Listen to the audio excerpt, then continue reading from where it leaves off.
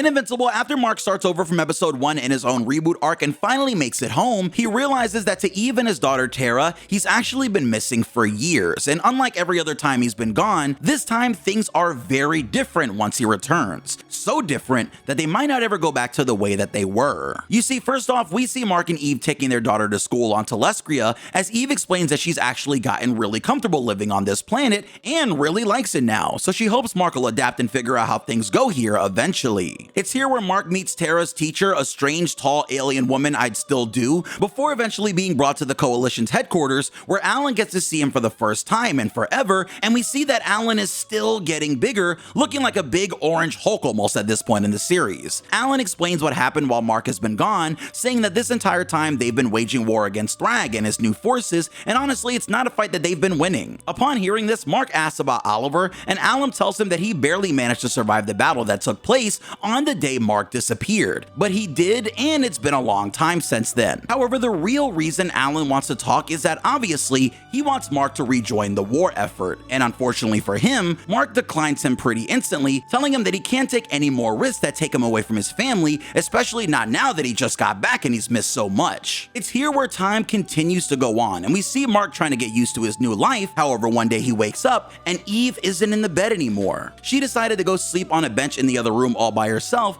making Mark realize that something is really wrong here. This all comes to a head when on a beautiful day, Mark tries to kiss Eve, but she turns away, not being able to be intimate with him, and she tells Mark that while he was gone for 5 years, there was someone else. And even worse than that, it wasn't even that long ago. Since Mark had been gone for 4 years, Eve thought he was gone for good and decided to finally move on, allowing herself to date an alien named Kubian.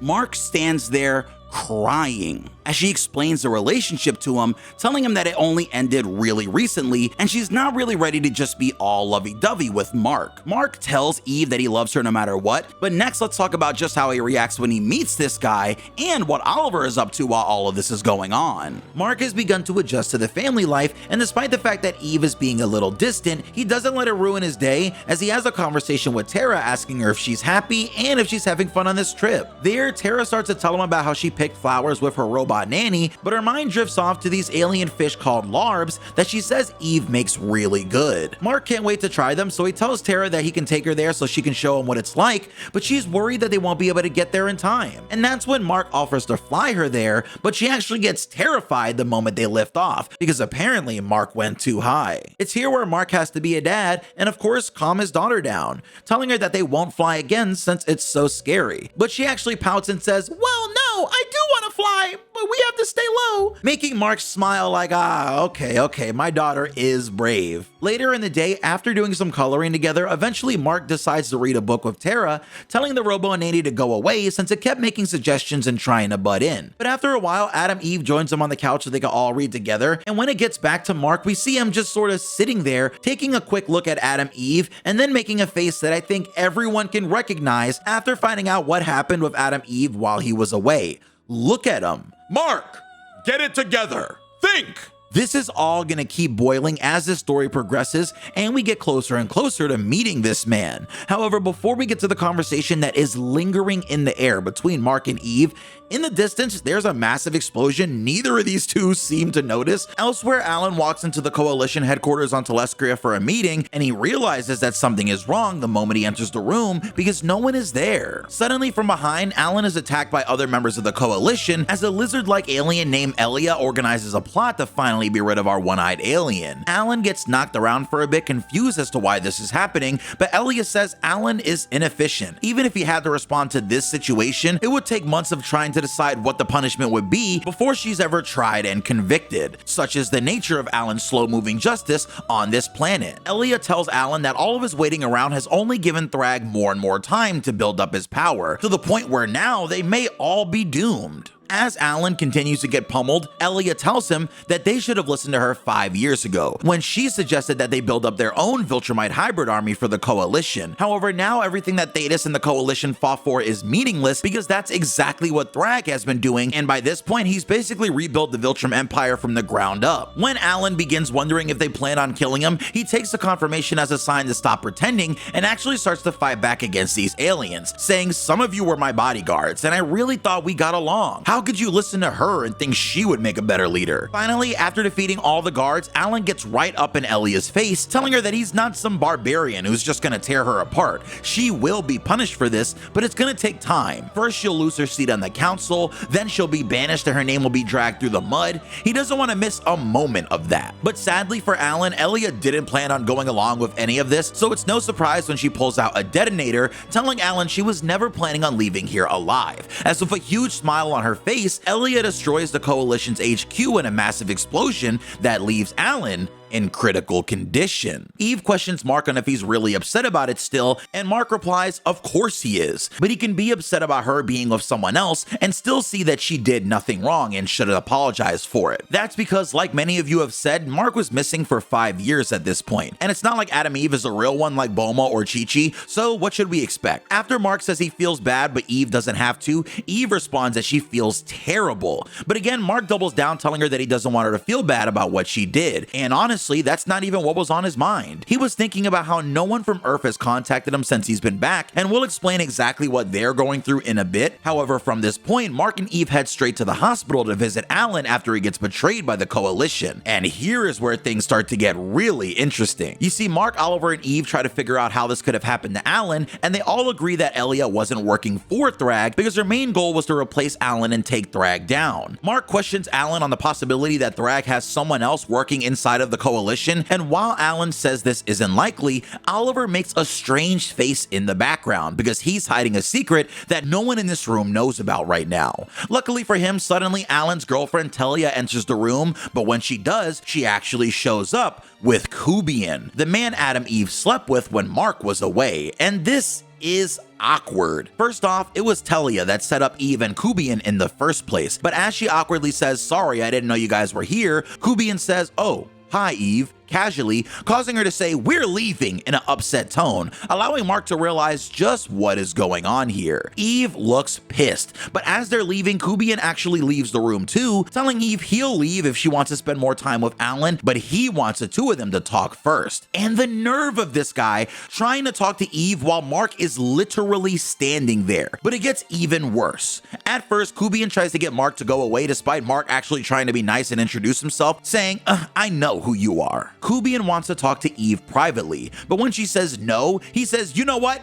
Fine, let's do this here. It's at this moment where Kubian basically spills his feelings for Eve out, saying she deserves to be happy, and he's sad she's going to let her little family obligations weigh her down. On top of that, Kubian says that Mark could never make her feel the way he did. He doesn't have the right biology to please Eve, but is he wrong? Here's what we know about this strange alien species. Most of what we know about this race comes from Telia and Alan's repeated scenes in the comics, since of course Telia is a bit different than her role in the show, where we find her actually having some power and importance. In the comics, she's basically always asking Alan to sleep around whenever we see her, but it takes over 100 chapters to actually see what's going on when these two get to howling at night. Eventually, we learn that when Telia's alien race mates, they actually sit back to back with their partner, holding their heads together against each other as Telia extends her tentacles all over Alan's body, seemingly reading his thoughts and having some sort of, let's say, mental scuffle for lack of better words. We know this because since Alan is so preoccupied with other things like actually leading the Coalition, Telia gets angry, telling him this sucks when he isn't focused and that he needs to get his head in the game. Well, in the story, when Kubian tells Eve that he feels bad she's gonna let her familial obligations weigh her down and keep her from being happy, this might actually be more than just trash talk. You see, since we know Kubian and Eve were intimate, we know that it's very likely he also did this weird mind melding thing with Eve, where she may have thought things like, I wish we could just disappear together and I wasn't stuck raising Terra without Mark. Beyond that, thanks to Kubian's own explanation, he said he knows Mark isn't putting it down like him, so it's likely that Eve thought about that too, which really just makes this whole thing worse. It was really rude to say in front of Mark and even Terra, but beyond everything, Eve could also just be embarrassed that he'd betray her trust and just air out her thoughts from such a vulnerable moment and time. And at that moment, Eve hits Kubian as hard as she can, sending him across the room, But this isn't over. While waiting in the hospital lobby to leave after this big incident, Tera jokes that it was awesome when Eve hit that guy, but despite Mark trying to tell her that it's not nice to do that, Oliver says it was kinda awesome regardless. This leads to Mark saying he doesn't really hate the guy, but he's glad to know where they stand. And suddenly, Talia pops out from the hospital room, clearly having been listening into the conversation this whole time, explaining to Mark that while he was gone, Eve and Kubian were in love. And after Mark disappeared, Kubian was actually able to make her happy, but Talia says Eve was too attached to their little monster there, and ultimately her species doesn't have any patience for brats, given that she herself hasn't seen her parents since she was 3. This leads to Talia telling Mark that Kubian made Eve choose between him and Tera, calling Mark a wimp before she goes back into the room really pissed off, yelling at Alan to punish Eve for what she did to her brother. And that's the last time we'll be seeing this guy. What a piece of work. You'd think that this would be bad enough, but the hits just keep on coming, as after seeing his brother again for the first time in years, Oliver heads back home, where we see he actually has a bug wife just like his dad did, as she holds both of their babies, making a comment about how weird they look, and Oliver gives his girl a kiss before sitting down at the PC to make an important call. The screen lights up and Oliver says, "All quiet on this front, just checking in as scheduled." At that moment, a voice responds, "Any updates on your brother?" And we see for the very first time since his fight with Battle Beast that Thrag is sitting on the monitor chilling on planet Thraxa with his own bug wife and a group of his Viltrumite hybrid offspring. This is bad because not only did his hairline stay perfect for those 5 years, but Thrag has been busy rebuilding the new Viltrum Empire and bringing different characters to his side. But it's still a surprise when Oliver answers that Mark is out of the picture, telling Thrag that his brother is off vacationing with Eve right now, but he doesn't think Mark will ever rejoin the war, so they have nothing to worry about. This information causes Thrag to fly to a nearby planet with his family to take it over in a matter of minutes, and is ultimately part of what led to Alan being betrayed by the Coalition, who sees him as being unfit to rule. Thanks to all of this, eventually we see a conversation between Oliver and Thrag, where Oliver tells his leader that Alan is going to be returning to work soon after surviving the assassination attempt. So it's time for Thrag to really trust Oliver and allow the two of them to meet, before Alan catches on and ends this whole operation. Thrag raises his eyebrows, saying, "You want to meet? You've given me a great deal of information. That is true. I appreciate that you're on my side and consider you a valued member of the new empire. However, at the same time, I don't see why you would ever need to know where I am." Oliver replies that he's put a lot on the line and just wants to know that Thrag is ready to take risks for him as well. It's only fair.